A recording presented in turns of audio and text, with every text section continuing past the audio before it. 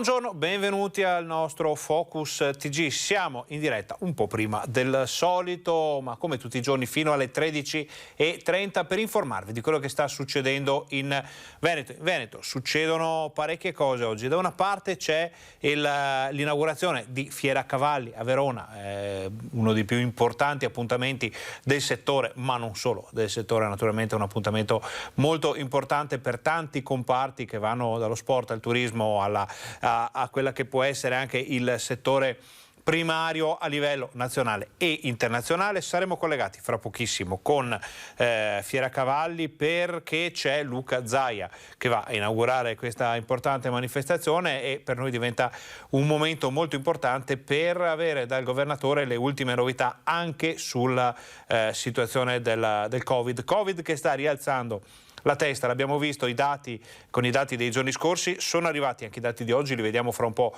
quando avremo un po' sistemato la scaletta, diciamo, la parte in diretta, poi andiamo a vedere i dati che ci dicono che effettivamente l'epidemia sta rialzando la testa, non è ancora una situazione preoccupante, la sanità sta reggendo l'urto, però insomma ci sono i contagi, ci sono i decessi, purtroppo ci sono ancora, quindi è una situazione da prendere con le pinze, tutta da verificare, tutta da valutare. Oggi è anche il 4 novembre, una festa nazionale, una festa anche per i 100 anni del Milite Ignoto. È passato un secolo da quando è stata portata la salma del Milite Ignoto, poi ne parliamo con calma perché abbiamo anche immagini d'epoca, abbiamo il discorso di Mattarella, abbiamo tante altre informazioni, però insomma 100 anni fa è stata portata la salma del Milite Ignoto da Aquileia fino a Roma, tumulata in una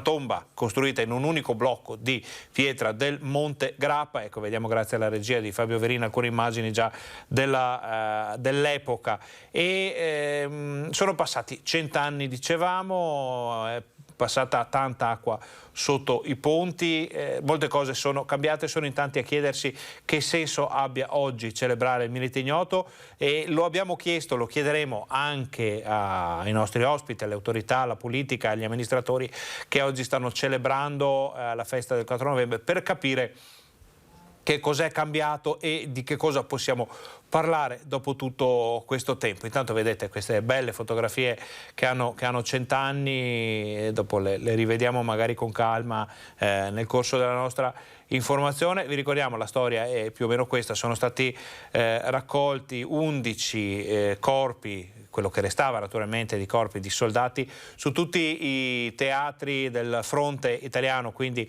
dall'Adamello al confine con il confine triestino, passando per il mare Adriatico. Sono state portate queste 11 salme ad Aquileia e Maria Bergamas, la madre di un irredentista morto in guerra, scomparso, mai più ritrovato, ne ha scelta una con quella famosa scena struggente in cui è praticamente svenuta sopra una delle bare con il famoso scialle o fazzoletto depositato sulla bara numero 10, poi caricata su un treno che ha attraversato l'Italia tra due ali di folla. L'Italia si è inginocchiata davanti al passaggio del Milite Ignoto per poi arrivare a Roma, e una cosa che 100 anni fa aveva un senso, oggi probabilmente ne ha un altro, non vogliamo né svilirlo né diminuirlo, però va ricercato un nuovo senso in tutto questo, con un'Europa unita, con un mondo diverso da quello che avevamo visto. A questo punto, vista la situazione, chiederei alla regia di farci sentire le parole del presidente Sergio Mattarella ad Aquileia. C'è un servizio della nostra redazione triestina sulla visita proprio del Presidente della Repubblica ad Aquileia. Lo vediamo in attesa di poterci collegare con Verona. Questa mattina ad Aquileia la visita privata del Presidente della Repubblica Sergio Mattarella per un ultimo atto delle celebrazioni per il centenario del Milite Ignoto in Friuli Venezia Giulia. Accompagnato dal sindaco Zorino, dal Presidente Fedriga, dal Ministro Guerini e dal Vescovo, il Presidente Mattarella ha deposto una corona d'alloro nel cimitero degli eroi di Aquileia in ricordo di tutti i caduti di guerra. Una commemorazione agli altri 10 militi e alla madre, Maria Bergamas, che riposano alle spalle della Basilica di Aquileia dal 1921, separati dal loro 11° fratello e figlio, che dal 4 novembre 1921 giace all'Altare della Patria a Roma. Il Presidente a seguire ha visitato gli interni della Basilica Patriarcale e i suoi prestigiosi mosaici per trasferirsi poi nel rinnovato Sacrario di Re di Puglia. Il Capo dello Stato ha ricordato la salma del Milite Ignoto, scelta tra 11 da Maria Bergamas, madre di Antonio Bergamas, soldato ucciso nel giugno del 1916 nella zona del Monte Cimone, che mai fu ritrovato, ma l'omaggio di oggi è stato rivolto ai suoi fratelli aquileiesi. Militi che furono tumulati nel cimitero dietro la Basilica Paleocristiana lo stesso giorno, alla stessa ora del Milite Ignoto a Roma. Il Milite Ignoto, ha dichiarato il Presidente della Regione Autonoma Friuli Venezia Giulia Massimiliano Fedriga, che ha accompagnato Mattarella assieme al Ministro della Difesa Guerini, rappresenta un simbolo di straordinaria attualità che riscopriamo in tutta la sua valenza. L'unificazione delle risorse morali di un paese, la dedizione alle comunità del sacrificio senza alcun personalismo, il ricordo delle nostre radici e della nostra storia anche nelle sue fasi più travagliate, la gratitudine e la commemorazione dei caduti. Tutto questo, ha concluso il Presidente, è nella storia di 100 anni fa e nella storia di oggi, novembre del 2021.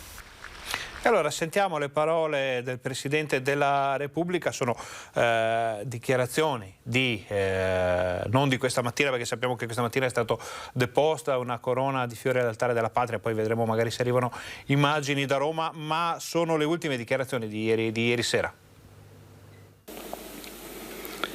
La decisione di onorare la salma di un caduto senza nome è idealmente così di tutti coloro che non avevano trovato nemmeno la consolazione di una tomba, posa in luce l'unità del Paese. In un momento difficile, unendo in un sentimento di rispetto e di dolore i diversi atteggiamenti che avevano caratterizzato la società italiana di fronte alla guerra. Erano trascorsi 3 anni da Vittorio Veneto e le fratture, le divisioni, le ferite aperte nella popolazione, sempre più consapevole e impaurita dagli immani effetti provocati dal conflitto, non accennavano a rimarginarsi. Molte famiglie italiane si angosciavano con crescente risentimento e senza riuscire a darsi una risposta sui sacrifici sopportati, sui lutti, sui mutilati.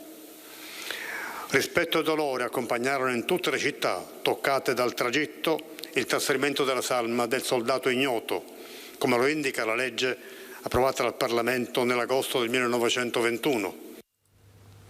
Allora, cambiamo argomento, poi torneremo su questo tema. Andiamo a vedere un po' la cronaca della giornata. Questa è la prima notizia che ci è arrivata questa mattina, è stato ritrovato senza vita Angelo Gallina, l'80enne di Trevignano, in provincia di Treviso, che uscito dalla sua abitazione l'altro ieri per andare a Funghi non vi aveva più fatto ritorno. Il corpo dell'anziano è stato rinvenuto nei boschi di Marziai, in comune di Borgo Valbelluna, dove le ricerche si erano concentrate in un'area a cavallo fra le province di Belluno e Treviso. Secondo le prime indiscrezioni l'uomo sarebbe stato stroncato da un malore. Gli accertamenti sul luogo del ritrovamento del cadavere sono stati eseguiti dagli agenti della questura di Belluno e dai sanitari del SUEM. Entrambe le verifiche saranno utili a ricostruire le ultime ore di vita dell'anziano. E adesso vediamo le ripercussioni del pestaggio, dell'ennesima rissa che c'è stata qualche giorno fa nel Bassanese. Il fenomeno delle baby gang ormai si è fatto prepotentemente spazio anche nell'area bassanese, con la città che si scopre fragile, terreno fertile per bande di ragazzi senza scrupoli, capaci di picchiare coetanei innocenti fino a mandarli in ospedale. Ma Bassano dichiara guerra ai violenti, dice no alle baby gang e risponde con tutta una serie di attività di controllo e di indagine che in molti casi ha già portato ad individuare e denunciare i responsabili dei pestaggi. Non c'è spazio e useremo tutti i mezzi leciti per impedire che questi facciano quello che vorrebbero fare. Controlli sempre più serrati e ricontrolliamo anche le stesse persone. Intanto è stato dimesso il 18enne ricoverato in ospedale dopo l'aggressione di domenica notte a Lviv. Gli inquirenti stanno lavorando per arrivare ai responsabili del pestaggio, mentre l'assessore Mazzocco usa parole dure anche nei confronti di coloro che hanno organizzato l'evento con il discusso rapper Baby Gang. Purtroppo le persone che si muovono attorno a questo personaggio sono molto discutibili e mi meraviglio che organizzatori di eventi cerchino di portare queste persone a Bassano con le conseguenze che si sono visti. Per cui è un biasimo verso questo tipo, diciamo così, di organizzazione. Gli eventi vanno organizzati sapendo chi si porta a Bassano. Bassano ha bisogno di queste persone, possono starsene da qualsiasi altra parte e lo dico chiaramente. Situazione molto simile nel Vicentino, dove anche sotto le famose feste di Halloween c'è stata una serie di aggressioni, c'è stato un pestaggio. Interviene il sindaco Francesco Rucco. Halloween violento, protagoniste baby gang che trasformano il centro storico di Vicenza in una foresta urbana dove vige la legge del più forte.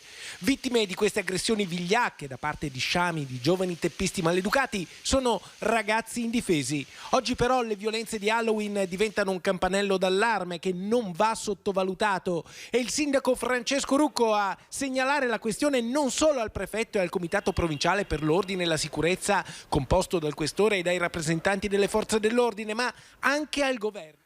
Siamo in collegamento con Verona, andiamo prima a Verona, poi facciamo tempo a vedere tutti i servizi. Dei Gran Premi all'interno di questa esposizione, un settore che è stato riscoperto anche dagli italiani e che causa pandemia sono andati proprio a seguire, a riscoprire il turismo lento, l'andare lento e proprio tra l'altro all'interno dello stand della Regione Veneto sabato si parlerà anche di vari cammini che la Regione anche ha studiato in questo tempo, tra l'altro un bellissimo cammino lungo le Prealpi Venete, quindi dei percorsi per l'equiturismo. Ecco, se non hai altre domande da studio, io per ora da Verona, Anna, ti restituirei la linea. Allora, questo era il primo collegamento da Verona. Stiamo cercando di capire quando arriverà il governatore Luca Zaia. Adesso, in attesa delle novità, rivediamo questo servizio, prendiamoci un paio di minuti per rivedere dall'inizio questo servizio sui pestaggi, vedere ancora la cronaca, poi non appena arriverà il governatore andremo in onda. Halloween violento, protagoniste baby gang che trasformano il centro storico di Vicenza in una foresta urbana dove vige la legge del più forte. Vittime di queste aggressioni vigliacche da parte di sciami, di giovani teppisti maleducati, sono ragazzi indifesi. Oggi però le violenze di Halloween diventano un campanello d'allarme che non va sottovalutato e il sindaco Francesco Rucco a segnalare la questione non solo al prefetto e al comitato provinciale per l'ordine e la sicurezza composto dal questore e dai rappresentanti delle forze dell'ordine, ma anche al governo e ai parlamentari vicentini. Mi sono naturalmente confrontato con il signor prefetto e il signor questore, stanno monitorando e stanno lavorando su quanto accaduto, quindi attendiamo riscontri anche di natura investigativa. Dall'altra però sono stato anche interpellato da onorevoli che si sono resi disponibili ad interrogare il governo rispetto a un fenomeno che si sta veramente diffondendo in tutta Italia, dalle città più grandi a quelle ormai più piccole. Esiste un disagio sociale, una subcultura fatta di linguaggi violenti, di maleducazione, di inciviltà, di cattivi esempi per questi giovani che hanno perso il senso di quel che è giusto e di quello che è sbagliato.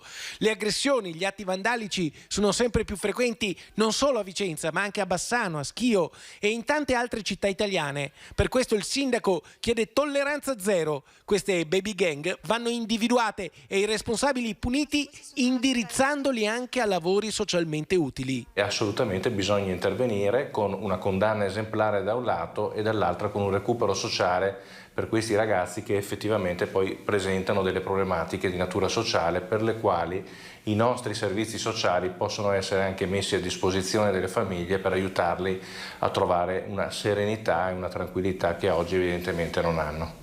Infine, Francesco Rucco lancia un messaggio di solidarietà ai 2 ragazzi aggrediti il 31 ottobre nella sera di Halloween e alle loro famiglie. La città non può essere una foresta dove girano squadre di giovani picchiatori. È un fenomeno da non sottovalutare, ma sul quale bisogna fare prevenzione, soprattutto sul recupero dei ragazzi che presentano delle problematiche, tra cui un uso sconsiderato di alcol e poi anche l'uso di sostanze e quindi atti di violenza nei confronti dei più indifesi.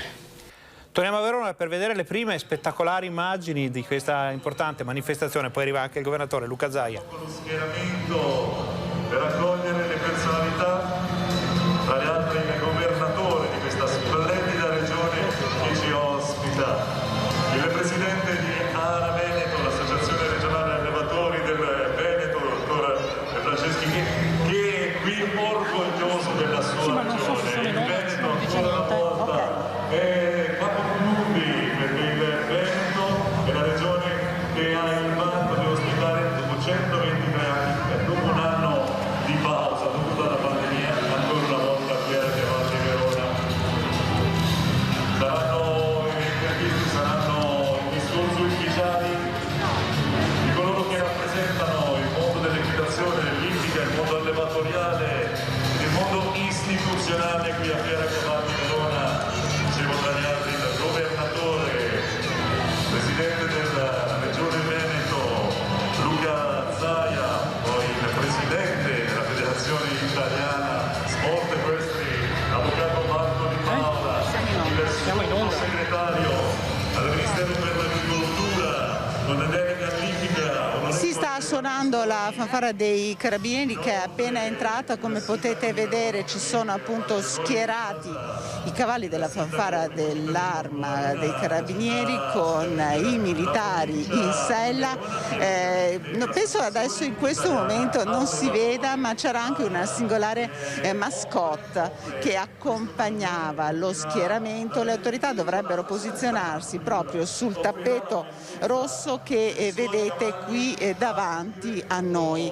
Ecco, io lascerei però parlare proprio le immagini e anche lascerei parlare, non so se il collega riesce ad inquadrare in fondo, ad accompagnare questi splendidi esemplari, anche un cagnolino che peraltro indossa proprio un cappottino con le insegne, con gli stemmi dell'Arma dei Carabinieri. Davvero un momento molto emozionante, anche perché penso sia una grande emozione veder tornare in fiera a Verona, in Fiera Cavalli, che lo ricordiamo è davvero una delle più importanti esposizioni a livello mondiale.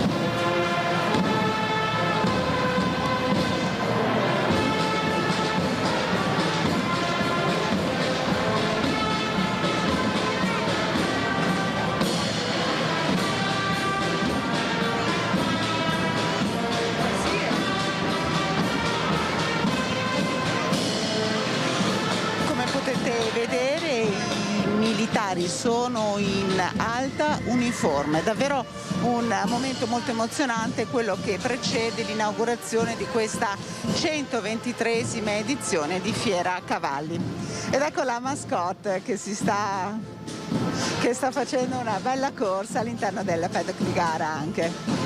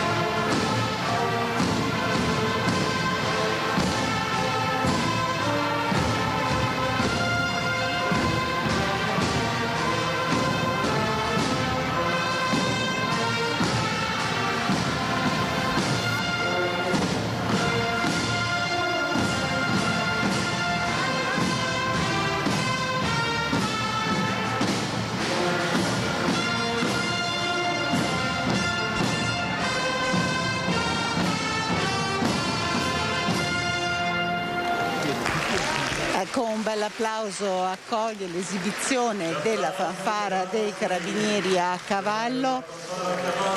Dell'arma dei carabinieri il più antico reparto montato Ecco, come potete sentire dal commento, si tratta del più antico reparto montato dei vari corpi, insomma, delle forze dell'ordine italiane. Abbiamo visto anche degli splendidi esemplari prima della polizia, poi se avremo occasione di ricollegarci al termine dell'inaugurazione ufficiale, ecco, ve li faremo vedere. Le autorità dovrebbero entrare da un cancelletto che si trova alle mie spalle, c'è anche la presentatrice che li sta attendendo. Vi do due numeri su questa 123esima edizione di Fiera Cavalli. A questa edizione partecipano 3.000 cavalli, 60 razze che arrivano da tutto il mondo, sono 300 le aziende espositrici che arrivano da oltre 10 paesi, buyer da 18 nazioni, 35 associazioni allevatoriali, 200 eventi. Un'esposizione che si svolge su 8 padiglioni della Fiera Verona, un'esposizione tra l'altro molto antica. Allora, la prima esposizione di quella che è conosciuta proprio come Fiera Cavalli risale al 1950, ma pensate, fino dal 1898 qui c'è stata una antica fiera cavalli dell'agricoltura. Addirittura nel 1772 qui c'era come sta proprio dicendo anche il presentatore, qui c'era un quartiere feristico dedicato alle gare di cavalli, muli, asini e bardotti. Ecco. musicale proprio per questo primo momento. Ecco. Ci sta dicendo il presentatore che proprio per questo primo momento del 1772 avvenuto qui a Verona, questa prima edizione storica di Fiera Cavalli, ecco allora la fanfara dei carabinieri che ci propone proprio questo brano che ci riporta al 1772.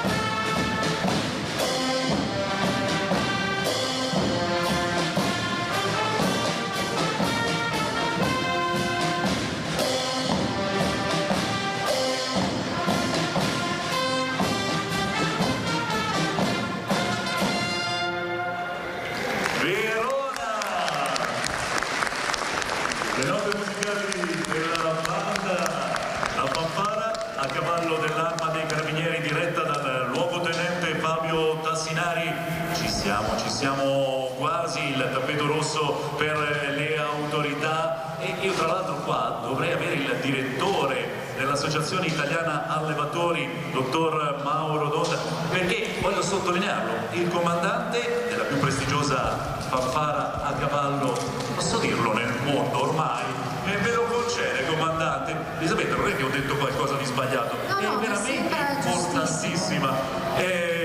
Monta un cavallo autoctono italiano, monta uno splendido cavallo murgese dalla terra delle Murge per il comandante della fanfara cavallo. È il nuovo cavallo del comandante e gli auguriamo davvero una carriera importante come il Lipizzano che precedentemente montava, perché girano il mondo in rappresentanza dei corpi bandistici militari italiani in tutte le piazze più importanti a livello internazionale. Dottor Donda, Mauro Donda, stiamo attendendo, Elisabetta, io ti rubo 2 secondi, ho qui il direttore dell'Associazione Italiana Allevatori, dottor Mauro Donda. Direttore, grande prestigio questa mattina con l'inaugurazione ufficiale di Fiera Cavalli Verona, ma soprattutto Padiglione 2, con 34 razze autoctone italiane, patrimonio in eccellenza di questa bella penisola. È un grande privilegio essere qua, ma soprattutto un doveroso momento di ringraziamento a tutti gli allevatori italiani.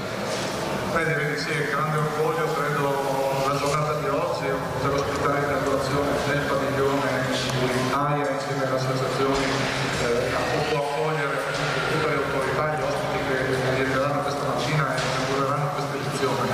Credo sia anche un'attestazione di una funzione che ha svolto il sistema allevatori insieme alle associazioni nazionali in tutti questi anni, con un contributo fondamentale nel miglioramento, nella selezione, nella progressione del mondo del cavallo. Abbiamo un paese con una ricchezza incredibile di biodiversità e direi che tutto questo, lo dicevamo prima, no? È figlio di una condizione particolare del nostro paese dal punto di vista ambientale, orografico, territoriale, che ha consentito di ospitare una varietà così ampia. Ma se oggi abbiamo tutte queste razze è perché si è trattato nella storia di razze funzionali, che vuol dire che hanno trovato una funzione dentro il sistema allevatoriale, e vuol dire che se le abbiamo fino ai nostri giorni significa che ci sono stati gli allevatori che le hanno conservate, migliorate e portate fino ai giorni nostri. Il fatto che siano razze funzionali ci tengo a sottolinearlo, perché non possiamo disgiungere la realtà dell'autonomia, la realtà del cavallo, piuttosto che di altre razze, dalla presenza del mondo europeo. Il sistema allevatoriale, l'ho sottolineato anche prima, no? In questi ultimi tempi è oggetto di una certa pressione, no? Da parte dell'opinione pubblica, molto sensibile agli aspetti etici, benessere animale, la sostenibilità ambientale. Direi che noi oggi qui, in questa manifestazione, credo rappresentiamo molto bene la sostenibilità, la biodiversità, il benessere animale. Credo che chiunque passeggia all'interno di questa regione riesce a percepire lo stato degli animali, la loro tranquillità. C'è un toccare con mano questi aspetti che fanno della nostra autonomia una grande autonomia. Dobbiamo difendere, perché solo così difendiamo. Allora, in attesa dell'arrivo del governatore Luca Zaia per l'inaugurazione di Fiera Cavalli a Verona, naturalmente siamo sul posto con i nostri giornalisti, con le nostre telecamere, con i nostri operatori. Non appena arriveranno le autorità per il taglio del nastro e ovviamente tutte le dichiarazioni che oggi dovranno andare anche nella direzione di fare un po' di chiarezza sui dati dell'emergenza Covid, noi torneremo immediatamente a Verona. Nel frattempo diamo un'occhiata assieme ai dati dell'emergenza Covid, sono appena arrivati in redazione, li vediamo assieme. Allora, effettivamente c'è un ritorno del Covid, sono 734 le nuove positività riscontrate con i tamponi.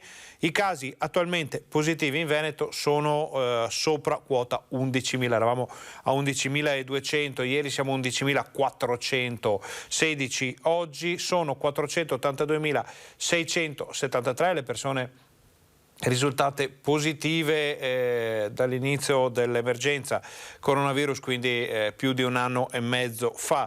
Sono 11.841 purtroppo le persone che hanno perso la vita a causa del Covid, sempre in questo lasso di tempo. Questa è la situazione dei contagi. Vedete, salgono effettivamente, c'è una ripresa dovuta a che cosa? Noi naturalmente non possiamo dirlo, chiederemo poi a chi di dovere, le autorità sanitarie, magari a Luca Zaia, se ci commenterà anche questi dati. Scendiamo però per capire la reazione della sanità veneta a questa spallata forte del Covid. Ovviamente, premessa indispensabile, siamo ben lontani dalle situazioni che abbiamo visto durante le fasi critiche della pandemia, però qualcosa effettivamente sta succedendo. Allora, in questo momento abbiamo 228 persone ricoverate in area non critica, ne abbiamo 45 ricoverate in terapia intensiva.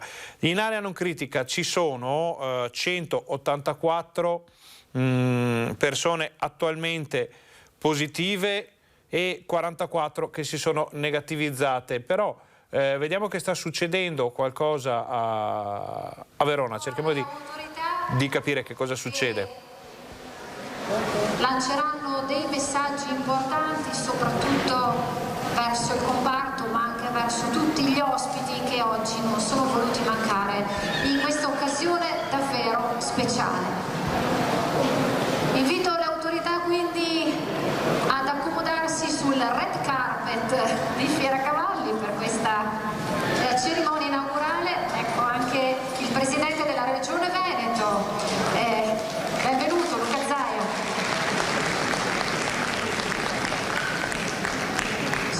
Siamo tutti pronti, schierati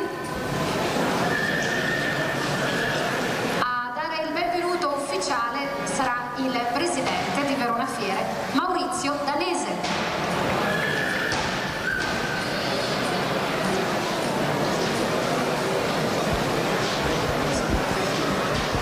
Stiamo solo attendendo il Presidente della FISE, Marco Di Paola, Federazione Italiana Sport Equestri, che dovrebbe essere anche lui a momenti qui con noi per completare la platea delle istituzioni. Ci siamo. Il Presidente Di Paola. Benissimo, siamo pronti ad iniziare quindi con il Presidente di Verona Fiere. Caro Presidente della Regione Veneto Luca Zaia, gentili ospiti, buongiorno a tutti e benvenuti alla 123esima edizione di Fieracavalli. Permettetemi di ringraziare il senatore sottosegretario del Ministero dell'Agricoltura Battistoni, che è qui con noi oggi, che è la delega libica. Il sindaco, abbiamo dei nostri fans, il sindaco di Verona Federico Sguarina, che ringrazio, il presidente della provincia Manuel Scalzotto e il presidente di FISE Marco Di Paola. Siamo alla 123esima edizione, sarà sicuramente ricordata perché è l'evento della ripartenza, e vorrei salutare poi, oltre agli ospiti che sono qui con me, tutte le autorità civili e militari presenti, tutte le autorità del mondo economico. Ho visto il prefetto, che saluto volentieri, che è sempre vicino alla nostra fiera, soprattutto tutte le associazioni della categoria del cavallo, ma soprattutto tutti gli espositori che hanno saputo in un periodo molto difficile decidere di partecipare a Fieracavalli, quindi hanno di fatto buttato il cuore al di là dell'ostacolo in un momento dove era difficile decidere di fare fiere. Questo ci ha permesso poi di essere qui oggi, quindi veramente un ringraziamento particolare, ma veramente a loro. L'anno scorso siamo rimasti in contatto con il nostro mondo, con il digitale, abbiamo avuto nella nostra piattaforma ben 200.000 presenze, ma credo che l'emozione che si può avere, specialmente da un animale come il cavallo in presenza, è impossibile averlo tramite il digitale. Il digitale sarà sicuramente un compagno di viaggio che ci aiuterà a stare assieme durante l'anno, a tenerci in contatto, ma non potrà assolutamente essere un sostituto delle fiere, e questo abbiamo visto anche in altre manifestazioni che abbiamo fatto qui a Verona.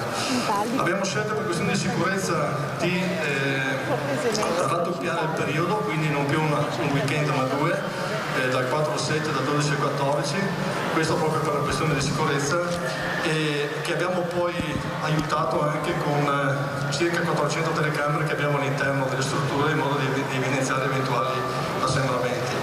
Le 2 settimane sono permesse di avere molti più eventi, ne abbiamo circa 200 che vanno un po' dallo sport alla passione, al tempo libero, al turismo, alle famiglie e ai bambini. Ci sono ben 3.000 cavalli di 60 razze, 300 espositori da 10 nazioni, ci sono anche buyer internazionali importanti di 18 nazioni, quindi credo 35 associazioni volontariali, quindi credo un grande successo.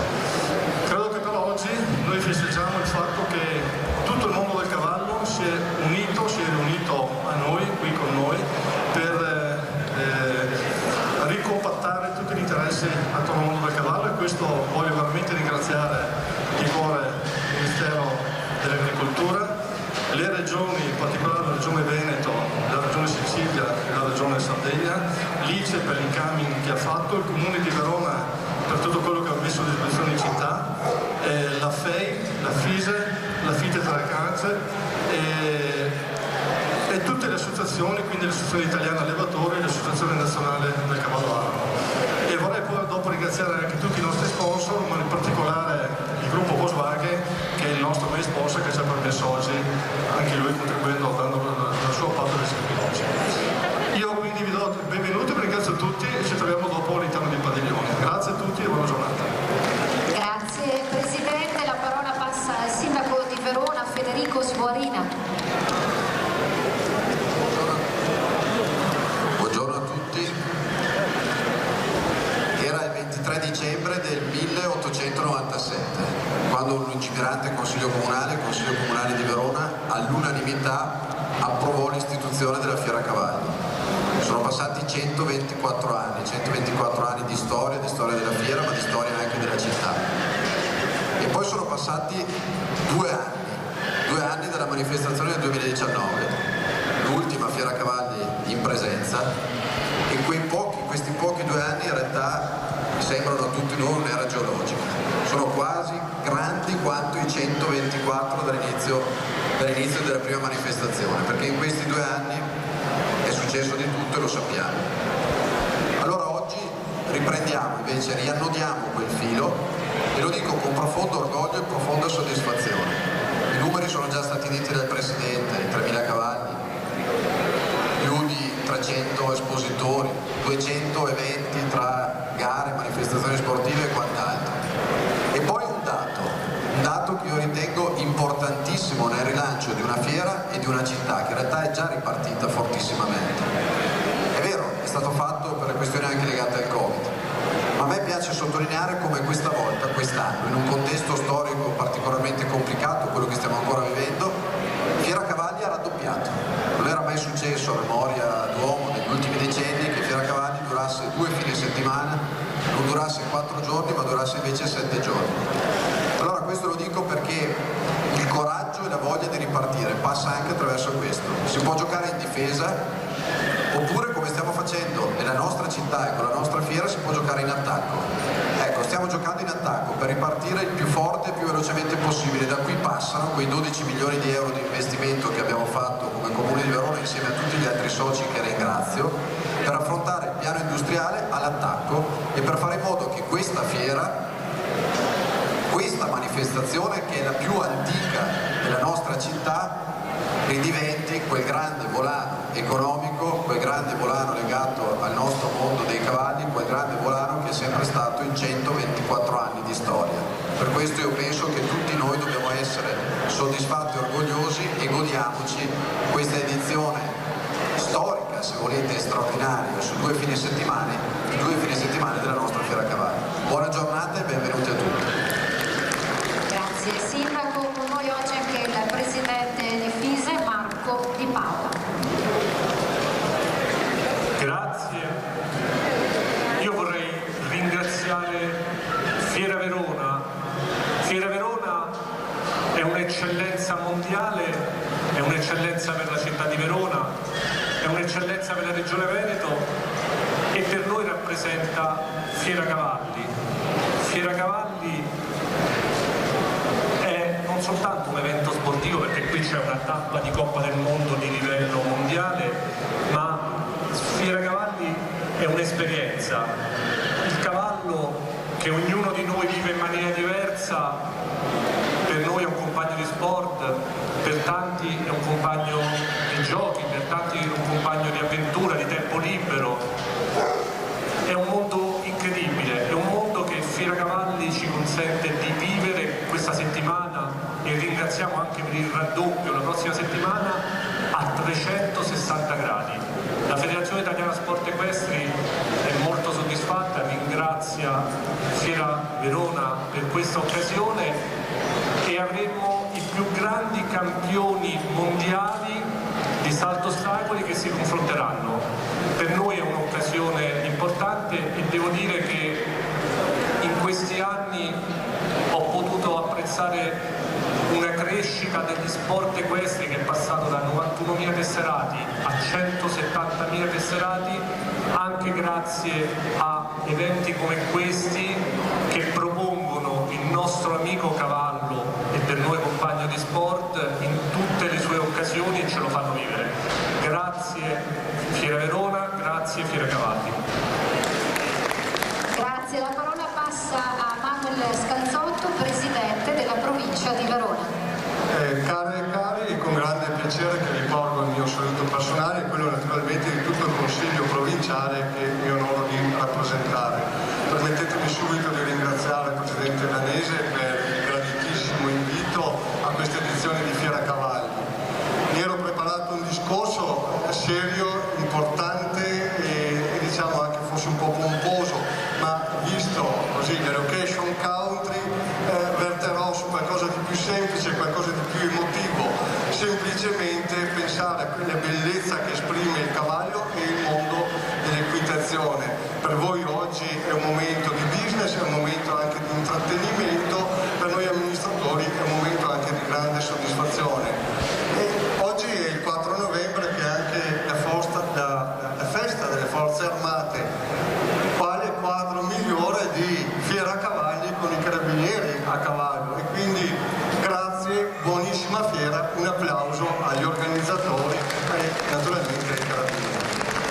Grazie, passiamo la parola a Francesco Battistoni, sottosegretario per il Ministero delle Politiche Agricole e Forestali. Sì, grazie.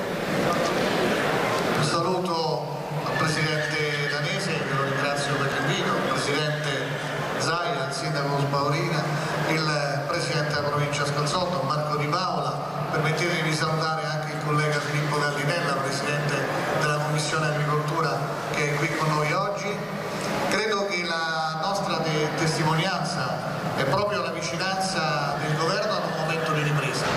Già lo avevamo fatto quando c'è stata l'occasione del Venina, circa 20 giorni fa, ma oggi credo che sia un evento ancora più importante che, come ricordava il Sindaco, dà seguito ad una lunga tradizione di importanza non solo per il Veneto, ma credo per tutta l'Italia, e ormai si è trasformata anche in un appuntamento internazionale. Io credo che dobbiamo sempre di più sostenere manifestazioni come questa. È la manifestazione del cavallo, quindi questa è la manifestazione che catalizza tutti gli appassionati di questo splendido mondo. Naturalmente insieme a tutti gli operatori c'è anche una grande presenza dell'indotto, e anche questo, caro Presidente, aiuta la nostra economia e dà un forte segnale di ripresa. Peraltro, come ben sapete, il governo Draghi si è proprio formato per queste due emergenze: uno, la vaccinazione, e il secondo, la ripresa economica. Mi sembra che stiamo cogliendo tutti e due i punti che ci eravamo preposti. Oggi questa occasione è la dimostrazione che ritorniamo alla normalità, siamo dal vivo, ci parliamo, c'è l'occasione di stringerci la mano, di stare insieme e confrontarci. Quindi è un valore aggiunto, un valore che ci fa ben sperare anche per gli anni a venire. Naturalmente in 2 fine settimana, anche perché dobbiamo recuperare gli anni scorsi, poi magari è un esperimento che potrà essere protratto anche per le successive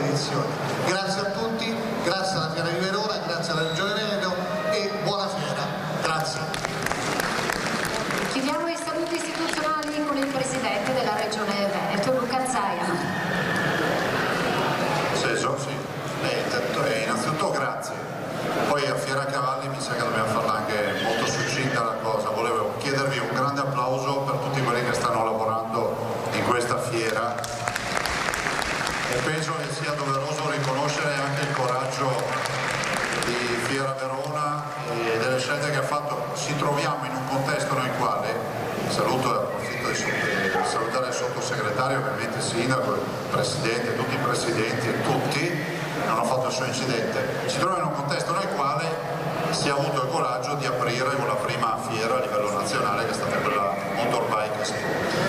2 edizioni di Vinitaly, oggi siamo qui a rappresentare che siamo il primo palcoscenico a livello internazionale. Vorrei solo ricordarvi che questa fiera faceva, pre-Covid, quasi 170.000 visitatori, 168.000. Siamo quindi osservati dal mondo in questo momento. Per noi veneti il cavallo rappresenta una dimensione agricola, allevatoriale, rappresenta una dimensione anche di promozione, visto e considerato che molto del nostro sangue vince in giro per il mondo, ma rappresenta in particolar modo tutto quello che è il turismo equestre. Noi siamo la regione più turistica d'Italia, il fatturato di questo comparto vale 18 miliardi di euro, è impensabile oggi vedo non fare turismo senza tutta quella parte del turismo equestre. E io vi auguro buona fiera, ma soprattutto in sicurezza. Vorrei ricordare a tutti che non siamo usciti dalla pandemia, vorrei ricordare a tutti che vivere come non ci fosse un domani non è la scelta migliore. Vedo negli ultimi giorni che sta un po' aumentando la presenza dei malati in ospedale, voi sapete che io li seguo tutti i report. Oggi abbiamo 250 malati, dei quali una quarantina in terapia intensiva e l'80% non è vaccinato. Questa è una regione che ha vaccinato l'84,5%, il vaccino ci dà una mano, ma l'altra mano c'è da questa. Se mi andate in mezzo agli assembramenti, all'aperto e al chiuso, e non mi mettete la mascherina, diventate miei clienti. Io non voglio avere altri clienti, voglio svuotare gli ospedali, perché abbiamo già visto la tragedia, abbiamo 12.000 morti in Veneto, siamo l'8ª regione d'Italia e ne possiamo venire fuori solo se sto lavoro lo facciamo assieme. Portate ancora un po' di pazienza, sono stati 20 mesi di rinunce, di incubo, però la dovete ancora portare questa pazienza. Io non voglio che Veneto torni in zona gialla, in zona rossa o peggio ancora che ci siano restrizioni, perché abbiamo già fatto tanto, non possiamo tornare indietro. Quindi veramente non abbassate la guardia, perché oggi non siamo preoccupati perché i dati ci dicono che gli ospedali tengono, però se questo incremento quotidiano che vedo non si arresta, prima o poi arriveremo ad avere dei problemi. Buona fiera a tutti. Grazie Presidente anche per questo messaggio e procediamo ora con il taglio del nastro accompagnati dalla fanfara comandata dal luogotenente carica speciale Fabio Tassinari. Lo abbiamo ricordato prima, ma lo ripetiamo per tutto il pubblico, che la fanfara a cavallo del 4° Reggimento Carabinieri è il più antico complesso musicale a cavallo dell'Arma. Dopo il taglio del nastro intonerà il canto degli italiani.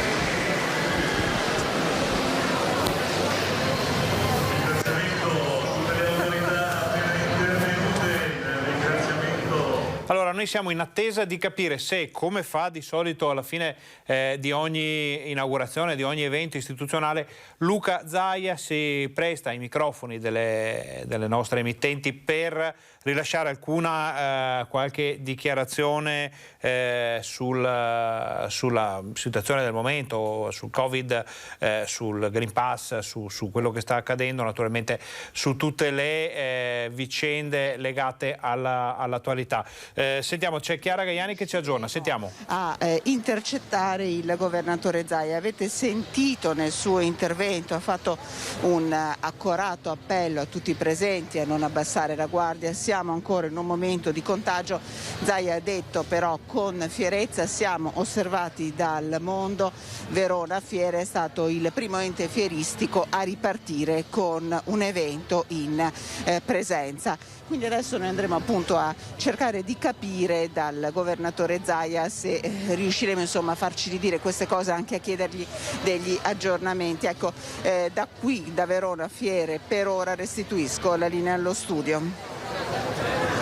Allora, noi ritorniamo in studio, aspettiamo di capire se e quando Chiara Gaiani e Federico Cibotti intercetteranno il governatore Luca Zaia. Allora, visto che la cosa potrebbe essere anche fra pochi istanti, noi torniamo con la regia di Fabio Verin e Renzo Rigon a quelli che sono i dati dell'emergenza Covid di oggi, pronti naturalmente a tornare in diretta con Chiara Gaiani se dovesse arrivare il governatore. Allora, eravamo arrivati a questo punto, eravamo arrivati a dire che ci sono 228 ricoverati in area non critica, di cui 184 che sono ancora positivi, 44 che si sono negativizzati, 39 sono ancora i positivi in terapia intensiva, 6 le persone che si sono negativizzate. La sommatoria supera le 250 unità in area non critica in terapia intensiva e supera purtroppo ormai le 200 persone ancora positive ricoverate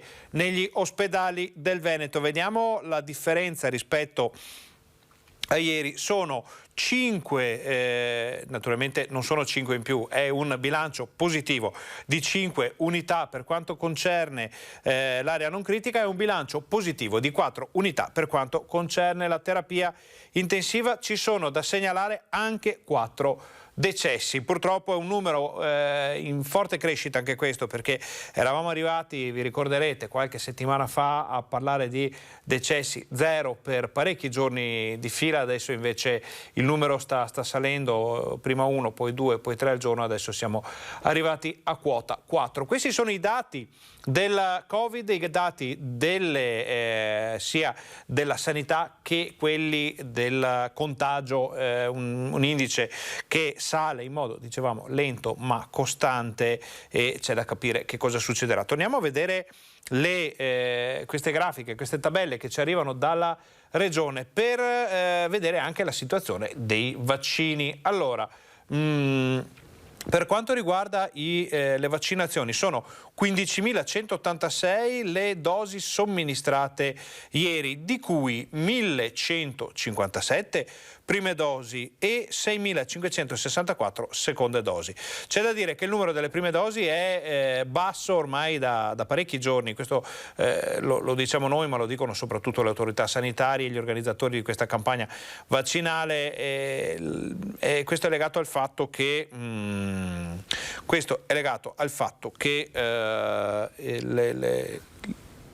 si poteva raggiungere questo numero. Evidentemente ci sono molte persone che non possono e non vogliono aderire alla campagna vaccinale, e quindi questo è il massimo che si può fare in questo momento. Però c'è da dire anche che sono 7.465 le dosi addizionali, la terza dose, diciamo il cosiddetto booster, per un totale di 123.428 persone raggiunte. Il Veneto ha somministrato il 90,3% per l'esattezza delle dosi a disposizione, e andiamo giù in questa tabella per vedere le percentuali.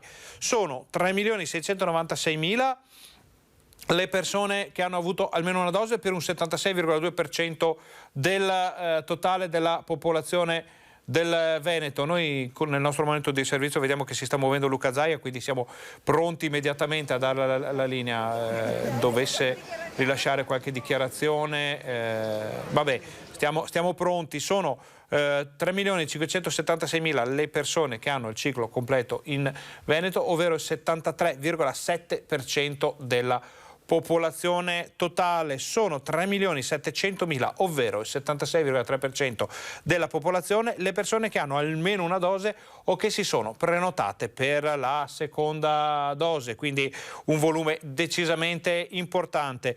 Il 2,5% dei veneti ha avuto già la terza dose e il cosiddetto booster. Siamo a 121.395. Vediamo ancora altri dati, sempre in attesa di poter cedere la linea a Verona, quindi state con noi perché arriva qualche dichiarazione di Luca Zaia. Di sicuro vediamo che, come sempre, Zaia in questo frangente viene attorniato da amici. È una gioia. Ecco, lasciamo la linea. Una Fiera Cavalli in presenza, 123esima edizione. Beh, direi proprio di sì, anche perché si riapre in sicurezza. Bisogna capire che siamo ancora in pandemia e quindi non c'è poco da fare la festa come se non ci fosse un domani, e ne veniamo fuori. L'84,5% dei veneti sono vaccinati o hanno intrapreso il percorso vaccinale, e questo ci ha messo molto in sicurezza. Questa fiera non saremmo riusciti a farla se non ci fosse stata la vaccinazione. Dall'altro però, quando sono condizioni di assembramento al chiuso e all'aperto, bisogna portare la mascherina.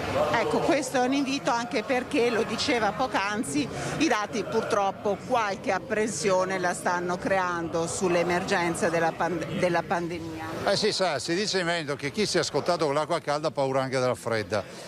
Non abbiamo numeri insostenibili, scusi, perché abbiamo 250 pazienti in ospedale, però è pur vero che un incremento negli ultimi giorni c'è, e soprattutto tra i contagiati, dove abbiamo oltre 780 persone nelle ultime 24 ore, cosa che non vedevamo veramente da mesi. Ecco, ovviamente l'invito è quello alla vaccinazione, l'ha fatto, quello a non abbassare mai la guardia, a usare la mascherina, ma l'invito è anche a venire, perché davvero è una grande festa questa di Fiera Cavalli. Il cavallo è importante per il Veneto, lo dicevo. Ma lo è dal punto di vista economico, produttivo, e non ultimo ricordiamoci che il cavallo per noi rappresenta anche una dimensione di promozione turistica, nel turismo equestre. Quindi non esiste che ci sia Veneto senza cavallo, cavallo senza Veneto. Ok, ascolti Presidente, lei adesso segue la fiera, la visita, la seguiamo. Allora, sentiamo la nostra collega se ci dice qualcosa. Allora, pare che momenti di convivialità, come vedete, per il Presidente Zaia. Ecco, se voi siete d'accordo, da studio vi restituirei la linea per poi riprenderla tra pochi minuti, quando saremo usciti dal padiglione 2 e seguiremo proprio anche la visita ai vari stand. Molto bene, allora ringraziamo intanto Chiara Gaiani e Federico Cibotto per questa parte del primo collegamento, dei primi lunghi collegamenti. Vediamo se riusciamo a seguire un po' Luca Zaia durante la sua visita a Fiera Cavalli. A questo punto noi siamo un po' in debito con la pubblicità perché abbiamo saltato alcuni break, quindi mandiamo il primo veloce break pubblicitario. Voi state con noi perché torniamo fra pochissimo, siamo in diretta fino alle 13:30.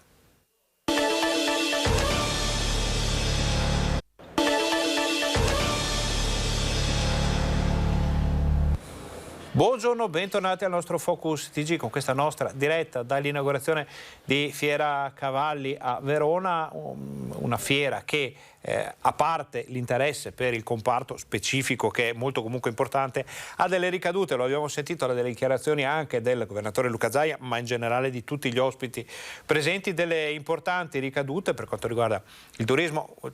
Siamo la regione, e questo lo ricordano giustamente tutti ogni volta che si parla di turismo, il Veneto è la regione più turistica d'Italia, Venezia ovviamente fa la parte del leone, ma c'è tutto un turismo che ha a che fare con il cosiddetto turismo slow, lento, che si sposa benissimo con l'equiturismo, con i cavalli, ma non solo, anche le biciclette, insomma lo sappiamo, è un turismo che ha una grande attenzione per l'ambiente. Sono temi nuovi che vengono sviluppati ormai da qualche anno nel Veneto, che è sempre pronto a superare le nuove frontiere. Noi adesso siamo sempre pronti, anche noi, per ridare la linea a Chiara Gaiani a Verona, perché pare che ci sia la possibilità di seguire un po' la visita del governatore Luca Zaia ai padiglioni, o comunque in parte di questa importante manifestazione fieristica, o comunque di sentire come sta andando da quelle parti, perché comunque in ogni caso è importante capire il polso del settore. Noi i dati li abbiamo già visti, siamo pronti per dare la linea a Chiara Gaiani quando ci darà il via libera. Nel frattempo vi leggiamo alcuni lanci di agenzia che ci sono arrivati, notizie che riguardano comunque il Covid. Allora, dice Figliuolo, commissario generale per l'emergenza Covid, quanto sta avvenendo in alcuni paesi europei con la cosiddetta, molte virgolette, proprio per far capire di cosa stiamo parlando, pandemia dei non vaccinati, indica con forza la necessità di incrementare il ritmo di somministrazione delle terze dosi e di proseguire con il completamento dei cicli primari. È quanto scrive il commissario per l'emergenza Francesco Figliuolo in una circolare, quindi documento ufficiale, con la quale chiede alle regioni di rinforzare l'opera di informazione e sensibilizzazione sulla vaccinazione anti-Covid. Allora, questa era un po' che la struttura emergenziale non interveniva in modo così importante, così duro, che il commissario Figliuolo dica bisogna intervenire, chiedere alle regioni di rinforzare l'opera di informazione e sensibilizzazione sulla vaccinazione, vuol dire che insomma un po' di preoccupazione da parte delle autorità su questo argomento, su questo tema c'è di sicuro, anche perché vediamo se abbiamo i dati nazionali sotto mano, perché sono decisamente importanti. C'era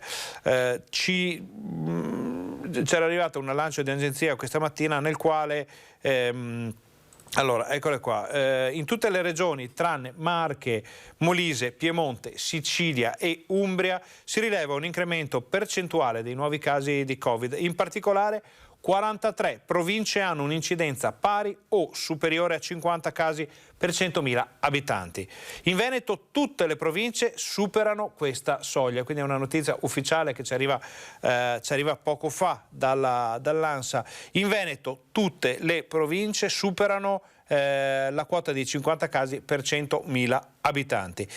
Solo la provincia di Trieste, naturalmente parliamo di Triveneto, con 376 casi per 100.000 abitanti supera la soglia dei 150, che è quella più alta, e quanto evidenzia il monitoraggio indipendente della Fondazione Gimbe relativo alla settimana fra il 27 ottobre e il 2 di novembre. Questo per quanto riguarda il Covid. Vediamo se i nostri colleghi, forse riusciamo ad avere l'assessore regionale al turismo Caner, diamo l'ok alla nostra troupe sul posto, vediamo se riusciamo a raggiungerlo, perché fra poco dovremo avere anche un altro breve break pubblicitario. Anzi, a questo punto, in attesa di andare a vedere l'intervista con Caner, chiedo alla regia di fare un altro piccolo breve break pubblicitario, poi torniamo in onda.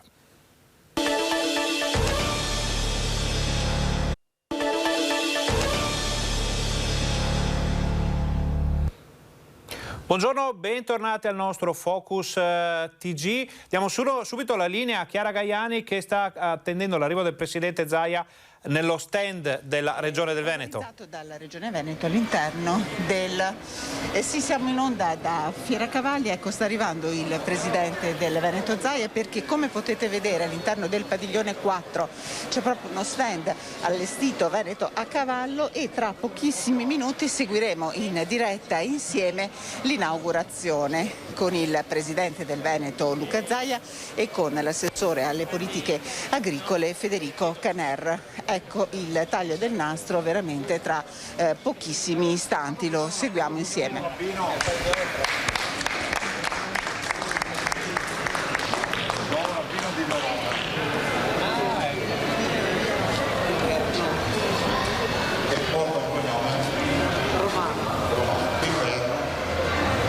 Buongiorno e benvenuto.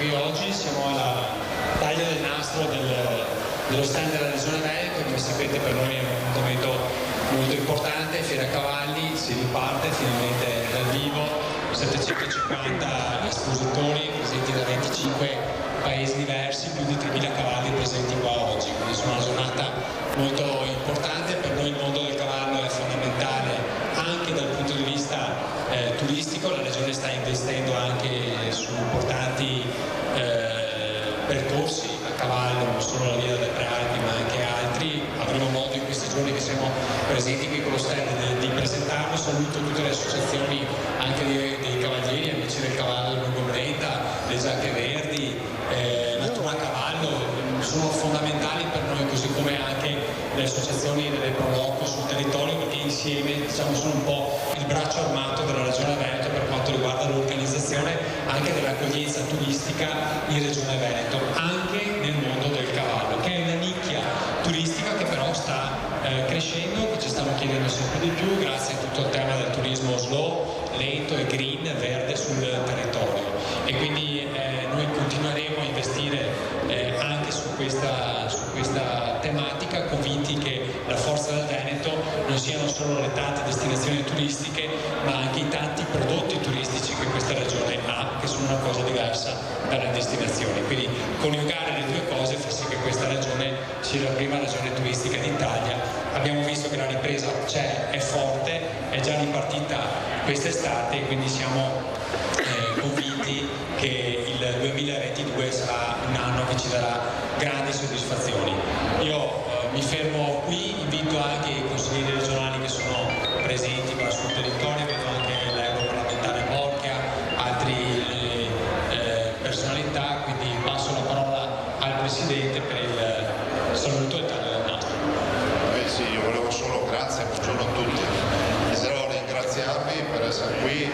È anche un atto eroico, no? Venire alle fiere dopo 20 mesi di restrizioni, ma anche l'occasione oltre che per ritrovarci, per riflettere su quello che è poi la libertà di tornare alla normalità. E penso che questo sia un grande valore. Abbiamo lavorato tutti questi 20 mesi per questo.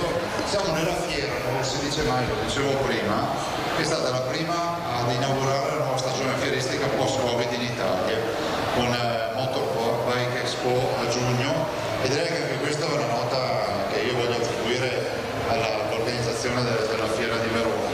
Siamo nel palcoscenico più importante del mondo per quanto riguarda il mondo del cavallo. Pensate che prima del Covid questa fiera nel 2019, novembre 2019, fece 168.000 visitatori in 3 giorni. Torneranno ad arrivare questi visitatori, 2 weekend, questo weekend è dedicato alle razze italiane e il prossimo weekend alle razze straniere, quindi avremo i cavalli arabi, i cavalli spagnoli, molto altro ancora. Si tratta però di cercare di gestire questa fase che è di transizione dal Covid alla totale libertà, e di farlo con ragionevolezza, con buon senso, portando la mascherina. Vi ricordo, portate la mascherina nelle occasioni di assembramento anche se si è all'aperto, perché questo è fondamentale. Si stanno un po' alzando i contagi e questo non è un bel segnale. Evidentemente qualcuno non ha capito che il rischio di contagiarsi c'è ancora. Poi c'è anche la sfortuna, per carità, però insomma non ce la possiamo neanche andare a cercare. Saluto anche il Presidente della Fiera danese che è qui, e saluto anche il direttore Mantovani, che ho visto, vediamo qui anche Giovanni Mantovani, e prima di tagliare il nastro passo la parola al Presidente danese per lo saluto. Prego. Tanto buongiorno a tutti, voglio ringraziare la Regione Veneto, in particolare il nostro Presidente, perché è stato molto vicino alla fiera, è stato vicino anche al momento di capitale che abbiamo fatto da poco, e la Fiera Cavalli per noi è la fiera più importante che c'è di quella fiera, perché siamo nati in Fiera Cavalli, ma credo che sia la fiera importante anche per Luca Zè, perché non eravamo in primo del cavallo, quindi credo che sia una buona, come si può dire, un lavoro di divertimento del suo tempo da parte del Presidente, che ringrazio molto perché è sempre molto vicino alla nostra fiera della regione. Grazie a tutti e buona giornata. Fate un super applauso al Presidente, al direttore Mantovani. E guarda, noi facciamo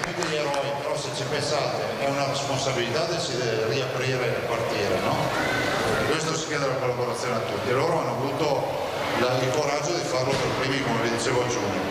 Basta adesso vi dico buona fiera, sapete che l'economia va aiutata e quindi cercate anche di dare soddisfazione ai 400 espositori che ci sono e non tornino a casa lamentandosi quest'anno. Grazie e buona giornata a tutti. Come consigliere regionale facciamo il taglio nastro, l'europarlamentare Bocchia.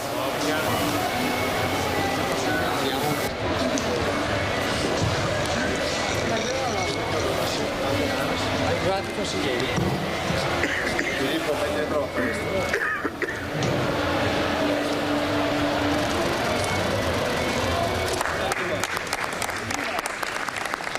Presidente Cagliato, questo è un padiglione importante.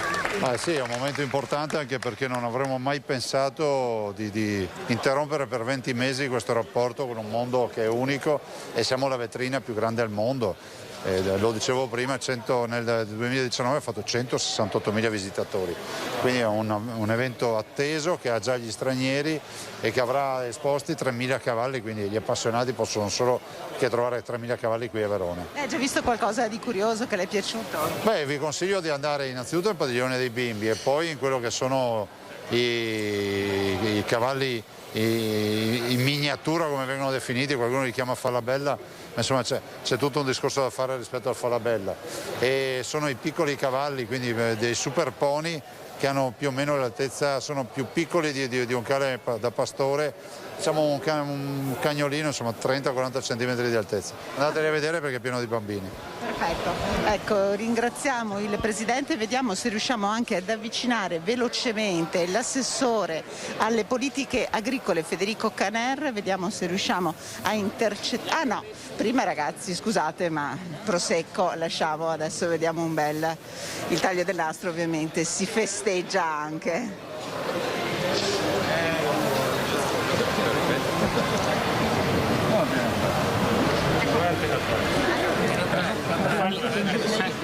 Sta prendendo la mia Ecco, sta decidendo contro. Allora, ci fa vedere l'etichetta il Presidente, ovviamente si tratta di prosecco. Sì, certo. Prosecco Veneto. Ecco. E che sia davvero di buon auspicio.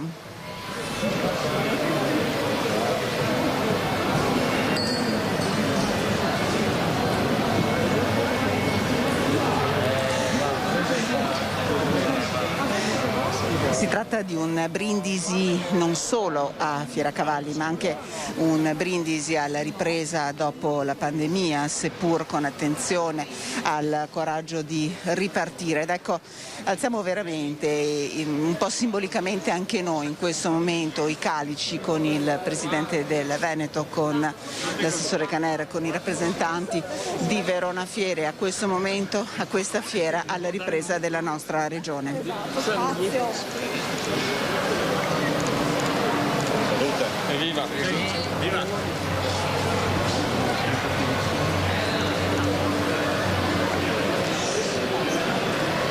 Ecco, dopo questo momento tentiamo velocemente di avvicinare anche l'assessore Caner, che sarà un po' l'ospite in questi 7 giorni di fiera per raccontarci che cosa si sta facendo in Veneto per il mondo del cavallo. Assessore Caner, la posso disturbare al volo? Eccoci. Ecco, l'assessore Caner ha appena posato il calice. Assessore Caner, siamo in diretta in questo momento sia su Antenna 3 sia su Rete Veneta. È un momento davvero importante questo di Verona Fiere, questo di Fieracavalli, perché il Veneto sta lavorando tanto in questo settore, ne parlerete anche in questi giorni. Assolutamente sì, avremo anche dei convegni dedicati al mondo del cavallo, all'aspetto turistico, che è importante perché questa è una nicchia che non fa grandi numeri rispetto alle 70 milioni di presenze turistiche del Veneto, però è un prodotto turistico che sta crescendo, che dà grandi soddisfazioni non soltanto ai veneti e agli italiani, ma abbiamo anche molti cavalieri stranieri che vengono nel nostro territorio a testare quelle che sono anche alcune vie che abbiamo inaugurato e che stiamo realizzando. Cito per tutte la via delle Prealpi, che da Vittorio Veneto arriva fino alla Lessinia, quindi taglia tutta la pedemontana veneta, se così possiamo dire, ma abbiamo in serbo anche altre iniziative, cavalli in villa, quindi coniugare l'aspetto del cavallo con la cultura, l'enogastronomia, insomma stiamo cercando di mettere insieme quei settori che in Veneto sono trainanti per cercare di valorizzare sempre di più la nostra terra. Ecco, questo appuntamento di cavalli in villa che io ho letto così documentandomi prima di essere qui oggi mi incuriosisce. Di che cosa si tratta, Assessore? Si tratta innanzitutto di dare la possibilità di aprire alcune ville venete alla gente, alle persone, ma soprattutto far vivere queste ville come accadeva una volta, nello spirito proprio delle ville veneziane e palladiane, che erano un cosmo, diciamo, all'interno del quale c'era agricoltura, cultura, relazioni anche, e quindi la possibilità di rivivere un po' quei tempi valorizzando e mettendo insieme settori che possono sembrare anche diversi ma che in realtà non lo sono, e diciamo che la novità è il filo conduttore che è il cavallo.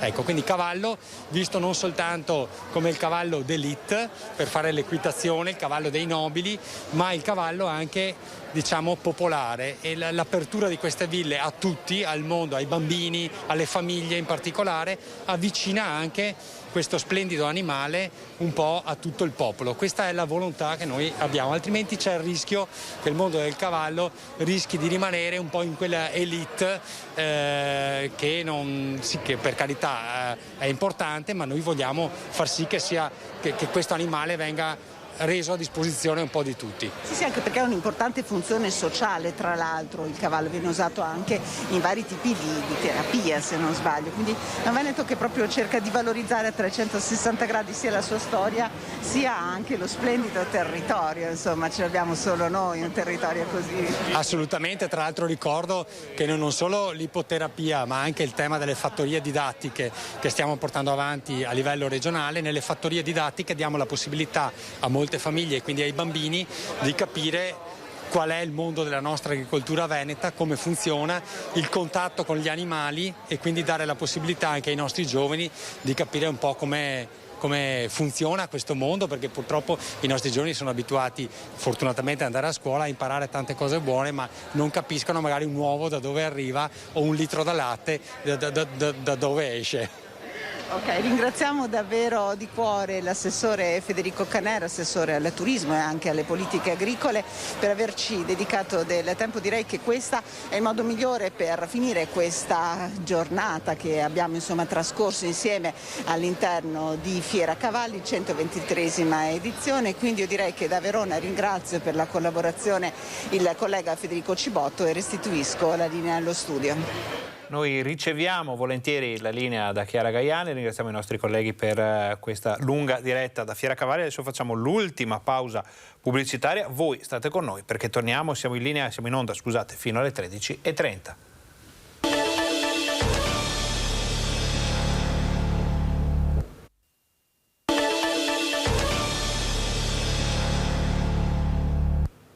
Buongiorno, bentornati al nostro Focus TG in questa edizione un po' diversa dal solito, con una lunga diretta da Fiera Cavalli a Verona. Adesso abbiamo i nostri colleghi sguinzagliati per cercare di vedere se troviamo qualcosa di quello che ci ha consigliato di vedere il governatore Luca Zaia. Ci aveva detto andate a vedere i cavallini, i mini cavalli. Secondo noi li abbiamo anche trovati, li vediamo, siamo in attesa di vedere se Chiara Gaiani ce li commenta, ma ecco, questa è una delle novità di quest'anno. Vediamo questi esemplari decisamente sotto misura, verrebbe da dire, parlando di razze, una versione toy, come esistono alcune versioni toy di alcuni cani, una versione toy di cavalli, immaginiamo a portata di bambini. Infatti vediamo molti bambini che se li stanno godendo. Si tratta di mini pony, ecco, il nome esatto è mini pony. Vediamo i nostri colleghi che hanno recuperato questa novità consigliata anche dal governatore Zaia. Vediamo se Chiara Gaiani ce la racconta, altrimenti siamo pronti per vedere gli ultimi servizi di giornata, perché comunque oggi è una giornata molto molto particolare. Torniamo a vedere questi cavallini, una cosa decisamente particolare, verrebbe da dire inusuale, almeno in un programma di informazione televisiva come il nostro, in un telegiornale, chiudere con dei cavallini. Insomma, parliamo di turismo, parliamo di un settore che ha bisogno di ripartire, e se questo è uno dei punti dei quali si può ripartire, ben venga. Vediamo che i bambini sono decisamente interessati. Allora, detto questo, vediamo che cerchiamo di capire se Chiara Gaiani. Allora, noi siamo in uscita ormai da questa parte. Ringraziamo i colleghi e andiamo a vedere invece un servizio sul francobollo dedicato alla memoria di Mario Rigoni Stern. A 100 anni dalla sua nascita, Poste Italiane dedica un francobollo a Mario Rigoni Stern. Un omaggio che ha il sapore del ricordo, perché al fronte lo scrittore è stato anche una sorta di postino. Uno dei suoi primi incarichi fu infatti quello di portaordini. Presentato in municipio ad Asiago alla presenza della moglie Anna e del figlio Gianni, il francobollo da €1,10 è già disponibile e molti collezionisti non hanno perso tempo comprandone in serie. L'autore della foto inserita nel francobollo è Adriano Tomba, fotografo di Valdagno, che ha saputo catturare lo sguardo profondo dello scrittore. Un legame, quello fra Mario Rigoni Stern e le lettere, la corrispondenza, che ha contraddistinto i suoi anni, i suoi racconti di guerra, le sue pagine. A lettere spedite sono state affidate speranze vane e concrete dei tanti militari al fronte, amori mai nati o ritrovati. Con questo francobollo si rende un doveroso omaggio a un uomo di lettere, in tutti i sensi. Ricordiamo che si è parlato del centenario della nascita di Mario Rigoni Stern negli ultimi giorni, perché lo scrittore asiaghese era nato proprio il 1° novembre del 1921. Chiudiamo con un'altra chicca, con un'altra particolarità tutta vicentina, che ci racconta le vicende di Antonio Pigafetta, ma con un punto di vista decisamente diverso dal solito. L'impresa che fece il mondo, l'azzardo che cambiò la storia, la prima circumnavigazione del globo. La Terra è rotonda, lo provarono un gruppo di valorosi navigatori guidati da Ferdinando Magellano. A narrare quell'odissea fu un Omero vicentino, Antonio Pigafetta. Sono passati 500 anni e l'avventura di quel manipolo di uomini che cambiò la storia sulla forza delle vele riceve l'omaggio del giornalino più popolare e famoso, Topolino, che nei 4 numeri che escono a novembre dedica una storia a puntate a Pigafetta, anzi a Paperin Pigafetta. Una storia da leggere tutta d'un fiato, una storia che meritava di essere raccontata anche ai bambini.